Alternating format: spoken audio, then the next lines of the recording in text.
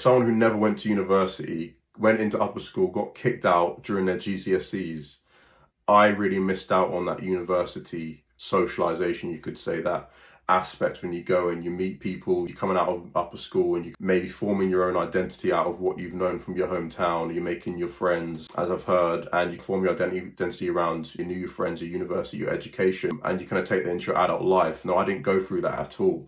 And I really had to push myself to really be an adult and not necessarily conform, but learn how to socialize and learn how to interact properly.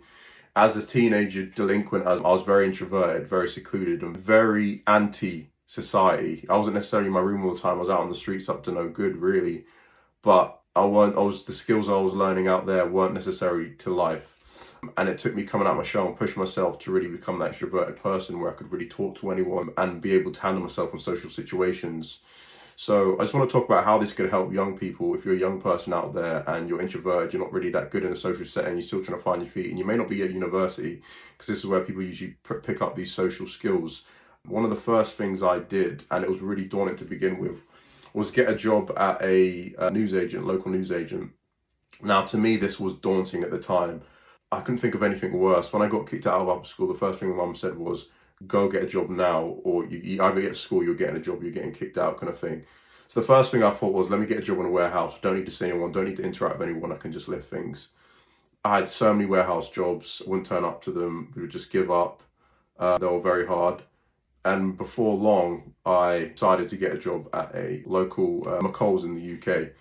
At the time, being able to front facing and do anything like that was a nightmare to me. It was my worst nightmare. I remember thinking about getting a job in a retail job and how I would have hated it, and I'd try to stay away from those jobs as much as I can. I even got an interview at Waitrose. I remember my dad dropped me off and I literally left because I couldn't even stomach the interview. I was so introverted and nervous.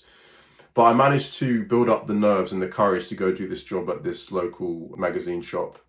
And from there, I started to learn my social skills. So this was serving kids who were coming for slush puppies from middle school, or just old people, and just people who come in. And this is where you learn small talk, chit chat, and learn how to navigate a bit. This was my first kind of step. So for anyone, you need to be front-facing roles as what will build your social skills, build your understanding, build your social awareness of how people move and navigate. Types of people, there are types of archetypes, older people, kids, married people, single people, you know what I mean? And you form understanding of how people move and how to interact with certain people. Now from here, I left that job and I ended up working at a bar. Now, this is again something my sister pushed me to do at the time, so it also had outside influence pushing me. This is another good thing. If you've got good people around you who can influence you to do good things, it's going to push you in that direction to obviously build those habits and get out your comfort zone. So my sister pushed me to go work to a new bar that had opened up in my town, fancy cocktail bar. And I was hesitant, but my sister was just like, just go down, other words. So I went down, young Alex, how old was I? 19 or 21, little afro, and the guy hired me instantly. It wasn't a massive interview. I think it was my looks really got me the job. But that's where I learned a whole even different type of socialization. Working in a high pressure, intense cocktail bar really brought on a new type of understanding to social environments, how to be under pressure and make a cocktail while at the time being able to appease the customer and not show that you're under pressure, you're sweating or you're hesitating, being able to mask. Initially, that's what it started off being able to mask your nerves and being able to serve a customer when someone may be looking at you a bit funny, you don't know what cocktail you're making. You're under a lot of pressure, and being under that pressure obviously allows you to grow and become comfortable in those environments. I've got a lot of funny stories where I broke glasses, and then this is the cocktail bar, which is literally for each station where someone's making a cocktail, you've got 5 people in the line waiting to come in. So 19, 20, super busy, and I'm just in there sweating it. Adults, grown people in their 40s, 50s, 30s, young people, and you're just a teenage kid here trying to hold it together and be professional. It wasn't a shitty club or shitty bar. It was, on the surface, it was presented as a really high-end bar for our town. So all the, let's say, sophisticated but metropolitan or middle class people were flocking to the bar. So you had to keep up with certain persona. And at first it was very very daunting, very nerve-wracking. But over time I built a swagger, a confidence, which I've taken on into my adult life, into different areas.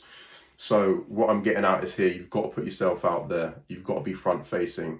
And then finally, after this role was where I worked as a receptionist at a community mental health hospital.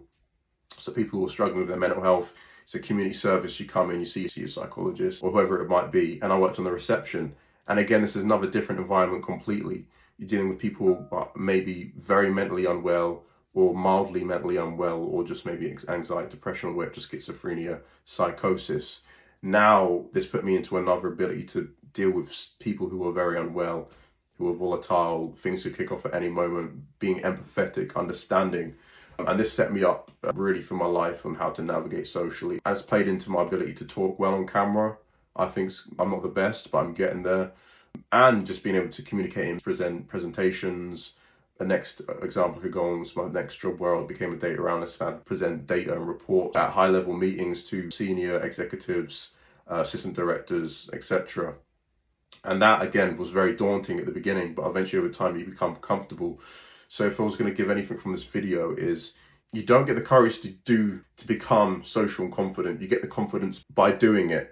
Being brave enough to do it, and once you start doing it, then you'll build the skill. You can't build the skill without actually doing it. You've got to throw yourself in the deep end. You've got to be under the pressure for it to mold you, literally, and that's for anything in life. So just as someone myself has struggled when I was a teenager a lot with socializing, fitting in, finding themselves, being able to really fit in a room and hold their own, something I really did struggle with, and it took me quite a while to build those skills up. Someone who didn't go to university. For people in those positions, or even if you're at university, obviously you get your job on the side, a retail assistant, whatever it might be. You got to push yourself into those situations, because if you then you're just going to lag behind. So yeah, that's my advice to anyone. If anyone has any similar experiences, drop a comment. I love to see how people have gotten through their lives, and I'm still learning myself. Still got a way to go.